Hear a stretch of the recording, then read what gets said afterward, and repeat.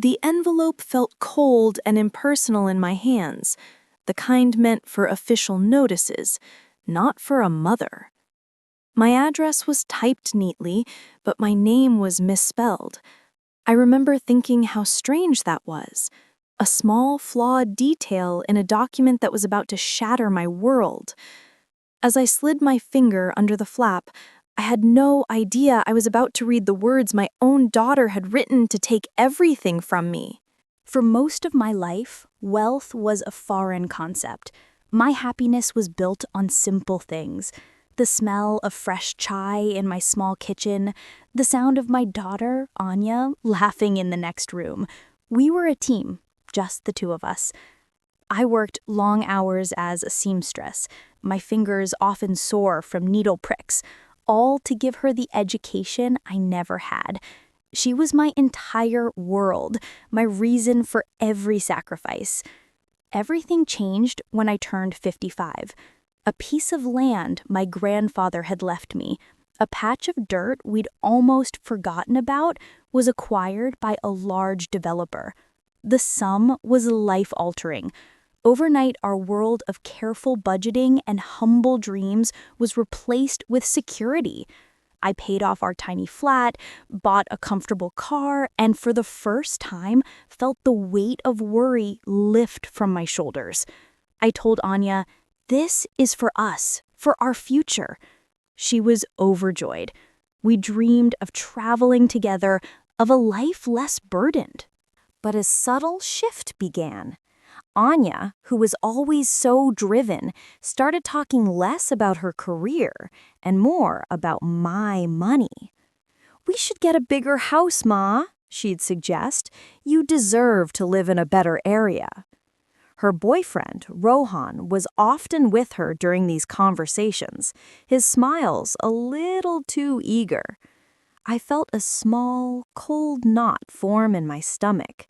It was the first flicker of a fear I couldn't name. I pushed it away. This was my Anya, my generous, bright-eyed girl. The first real crack appeared a few months later. Anya came to me, her eyes shining with excitement. "Ma, Rohan and I have found the perfect investment, a new startup. It's a guaranteed success. We just need some capital." The amount she mentioned was significant, almost a third of what I had. I hesitated. I am a simple woman. I don't understand startups. I asked for time to think, to see some documents. Her face fell. The light in her eyes vanished, replaced by a coldness I had never seen before. "You don't trust me," she said, her voice flat. "After everything, you still see me as a child. You're hoarding that money like a miser." Her words felt like physical blows. We argued, a sharp, painful exchange that ended with her storming out. A week of silence passed. Then the envelope arrived. It was a legal notice. Anya, with Rohan's guidance, was challenging the ownership of my flat and the remaining funds, claiming it was a joint family asset and that I was mentally unfit to manage it. The world tilted on its axis. The months that followed were a slow, quiet unraveling. My home, once my sanctuary, felt like a cage. Every room echoed with memories that now seemed like lies. I'd find myself standing in Anya's old room, looking at the faded marks on the wall where her childhood height was measured, and feel a loneliness so profound it was a physical ache. The legal process was a labyrinth of cold, confusing paperwork.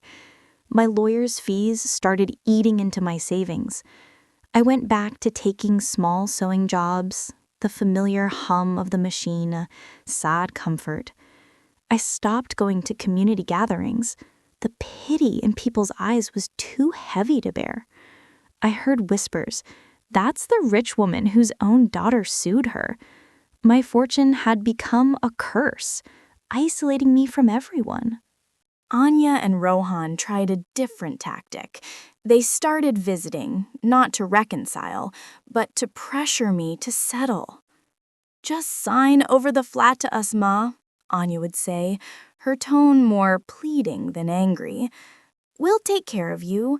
Why go through this ugly court battle? It's bad for your health."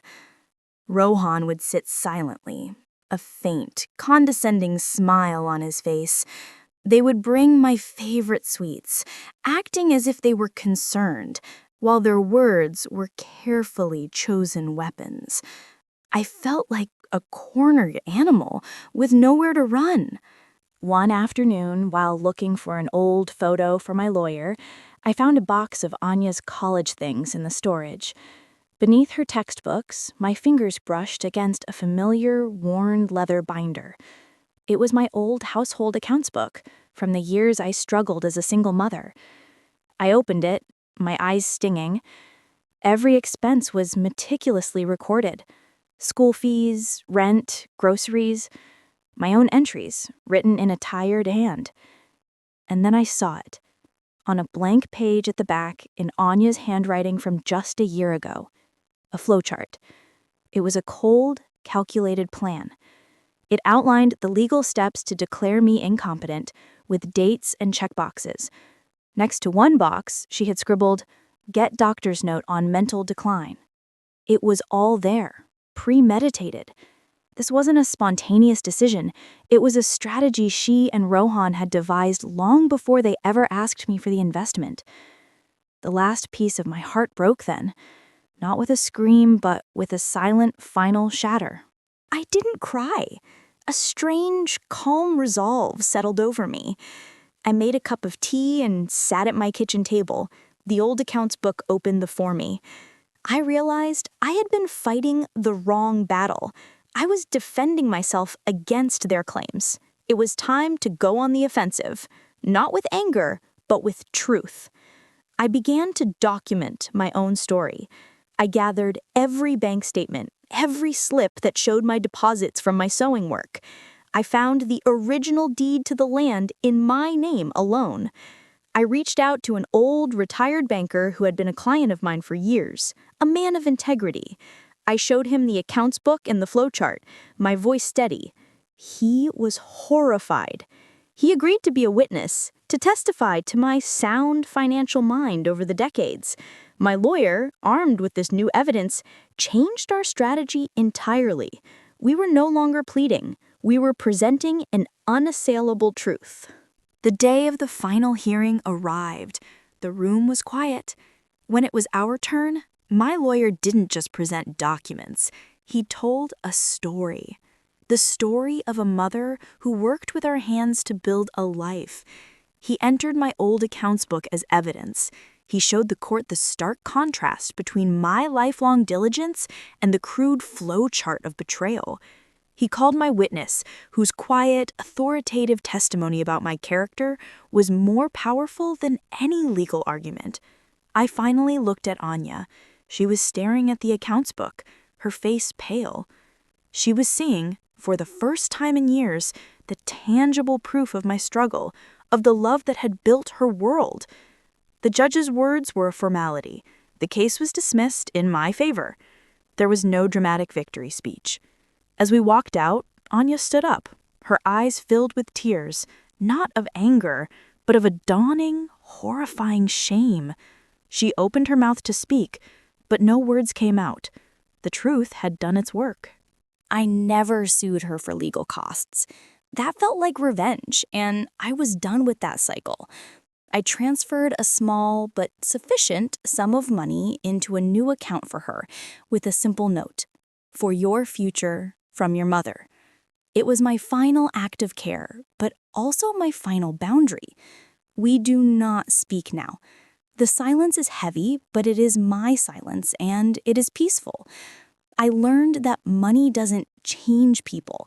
It reveals who they always were. And sometimes the most painful loss isn't the money, but the story you thought you were living. If this real-life story resonated with you, please share your thoughts in the comments. Your support means the world. Subscribe for more calm reflections on family, love, and life.